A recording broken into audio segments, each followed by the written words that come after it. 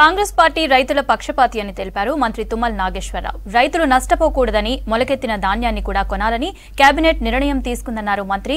15 ఆగస్టులోపు 2 లక్షల రుణమాఫీ చేసి తీరుతామన్నారు. మహబూబాబాద్ జిల్లా మరిపెడ మండల కేంద్రంలో గ్రాడ్యుయేట్ ఎమ్మెల్సీ ఉప ఎన్నిక సన్నాహక సమావేశంలో పాల్గొన్నారు. ప్రభుత్వంలో ఉండి కూడా మల్లన్న ప్రజా సమస్యలపై ప్రశ్నిస్తూనే ఉంటారని తెలిపారు. గ్రాడ్యుయేట్లు తీన్మార్ మల్లన్నను గెలిపించాలని పిలుపునిచ్చారు తుమ్మల.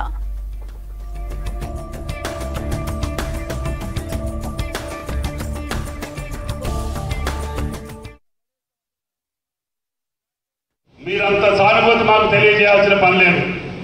మా రైతులు గుండె నింపరంతో ఉన్నారు. మీరు వాళ్ళ గుండె నింపరాన్ని దెబ్బతీసి అశాంతిని అదేవిధంగా వాళ్ళ మనోధైర్యాన్ని దెబ్బతీయాలని చెప్పి మీరు ప్రయత్నం చేస్తున్నారు. అది మీ వల్ల కాదు అని చెప్పి కూడా మీకు ఈ సందర్భంగా మనం చేస్తున్నాం.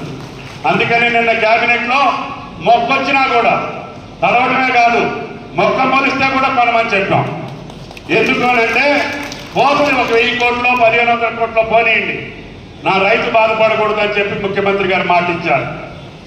అందుకనే తడిసిన ధాన్యంతో పాటు పనికి రాకపోయినా సరే కొనైనా సరే కోలకేయండి, లేకపోతే పారేయండి తప్ప రైతును బాధ పెట్టవద్దని చెప్పామని చెప్పి కూడా మీకు ఈ సందర్భంగా మనం చేస్తున్నాం.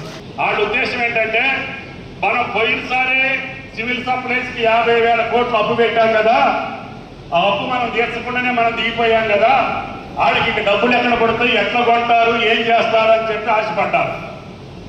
అయినా సరే ప్రభుత్వం నిబ్బరంగా ఆలోచించి ఇంకా కష్టమైనా సరే కొనాల్సిందేనని చెప్పి మేము మొదలుపెట్టాం, కొనుక్కుంటూ వచ్చాం.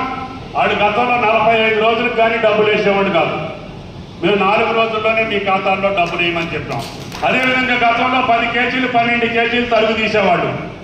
మేము రైతు ఒప్పుకుంటే 1-2 కేజీల కంటే ఎక్కువ తరుగు తీయొద్దని చెప్పాం.